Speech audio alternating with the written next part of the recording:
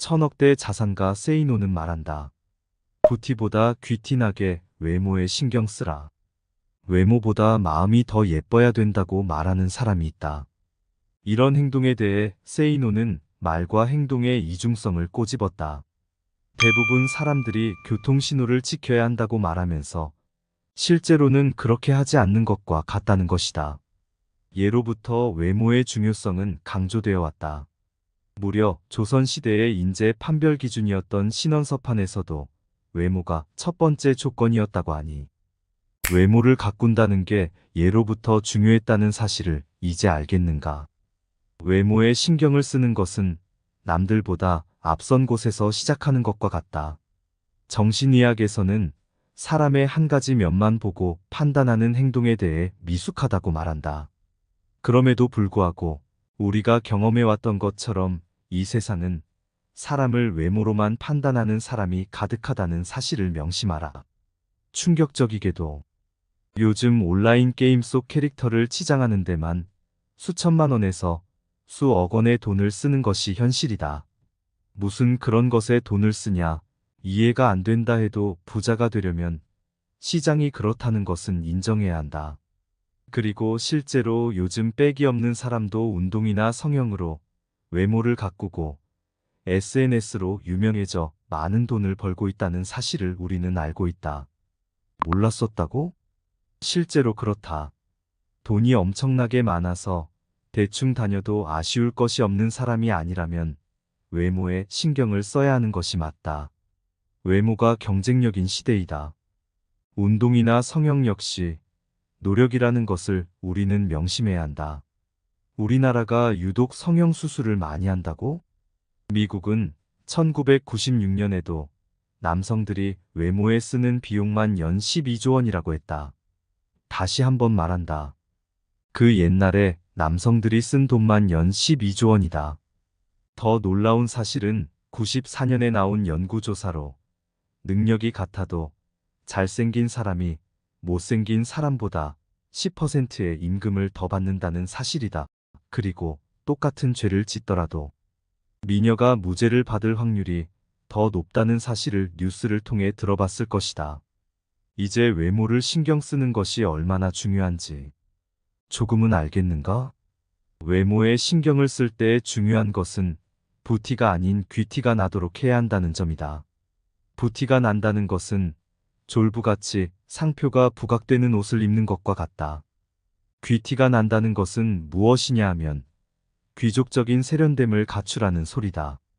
비싼 옷, 비싼 브랜드의 것만 찾는 것이 아니라 말투, 깨끗한 피부, 운전 습관, 깔끔한 손톱 등 자연스러운 모습에서도 귀티가 나야 하며 이것이 우리가 추구해야 할 진짜 매력이다.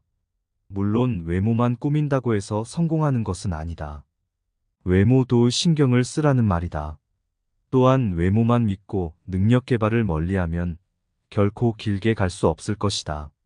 이 세상은 당신이 넘어지면 비웃고 잔인하게 짓밟는다.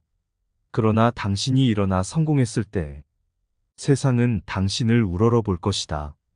따라서 외모뿐만 아니라 능력 개발, 지식 배양을 게을리하지 마라.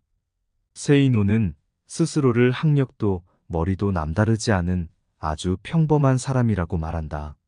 그런 그가 부자가 될 수 있었던 방법은 무엇이었을까? 그건 바로 평범한 사람들보다 약간만 다른 생각을 하면 된다고 한다. 여러분은 성공하지 못하는 이유를 이렇게 생각할 것이다. 자본이 없어서, 학력이 안 좋아서, 인맥이 없어서 라고 말이다. 그러나 돈을 번다는 것은 단순하게 생각하면 이런 것이다. 다른 사람들의 호주머니 속에 있는 돈이 그 사람의 자발적인 의사로 내 호주머니로 옮겨지는 것. 그러면 우리는 돈이 내 호주머니로 오게 하기 위해 어떻게 생각을 해야 하겠는가? 바로 고객의 불편함을 경청하고 섬기는 머슴 정신을 가지면 된다. 처음에는 물론 손해보는 느낌이 들 것이다. 1년 차에는 적자를 각오하고 2년 차부터는 본전을 칠 수 있을 것이다. 3년 차가 되면 점점 수익이 날 가능성이 보이고 4년 차가 되면 돈을 쓸어 담을 수 있을 것이다. 돈은 신뢰의 대가다. 길게 볼수록 나의 고객들이 오히려 나의 영업사원이 되어 주변에 홍보해주는 일을 경험하게 될 것이다. 부자가 되기 위한 과정은 고통스럽다. 그러나 어차피 인생은 고통이다. 이왕 사는 인생, 독하게 마음먹고 성취하는 삶을 살아봐야 하지 않겠는가. 그러니 고민을 많이 하지 마라. 고민할 시간에 문제 해결 방안을 찾아라. 그리고 행동하는 것이 중요하다. 아무리 좋은 책의 내용을 읽었어도 적용하지 않으면 의미가 없다. 행동해야 결과가 나온다는 사실을 명심하라. 전 세계 어떤 나라에서든 20%도 안 되는 부자들이 80%의 돈을 소유하고 있다는 사실을 아는가? 빨리 부자가 되려면 외모를 꾸미고 부자들과 주머니를 공유하는 방법을 찾아라. 가난한 사람들에게 이상한 건강식품을 비싸게 팔거나 사기성 투자를 유도해서 돈을 벌려는 생각은 버려라. 외모에 신경 쓰는 것은 기본이고 부자들의 마음을 알려는 노력을 해라. 부자들이 원하는 것이 무엇인지 찾아라. 집에서 그저 강이 보인다고 몇 억을 더 지불하는 사람들이다. 부자들은 실용성이 아닌 다른 요소들로도 지갑을 연다는 사실을 기억하라. 일본 아카사카 호텔 라운지에서는 오렌지 주스를 시키면 반쯤 주스를 채운 컵과 함께 오렌지 셔벗이 든 컵을 따로 준다. 그리고 셔벗에 주스를 조금씩 넣어 마시면 훨씬 맛있다고 한다. 이처럼 고객에게는 뭔가 복잡한 걸 보여주는 것이 좋다. 쓰잘데기 없는 것을 보여주라는 것이 아니다. 아카사카 호텔의 사례와 같이 오렌지 주스를 팔더라도 고객이 직접 주스를 부어 먹는 상품이 더 로맨틱하다는 의미이다.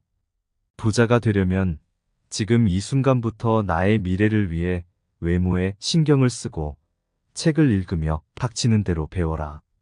이것이 나에게 무슨 도움이 될까 생각하면 안 된다. 미래를 미리 계산하지 말라는 소리다. 살다 보면 해도 아무것도 안 될 것 같이 보일 때가 있다. 정말 답이 없이 한 줄기 빛도 나에게 비춰지지 않을 때 말이다. 그러나 추락하는 것에는 날개가 있다라는 말이 있다. 절망을 겪어보지 않는 사람은 날개짓을 할 줄 모른다.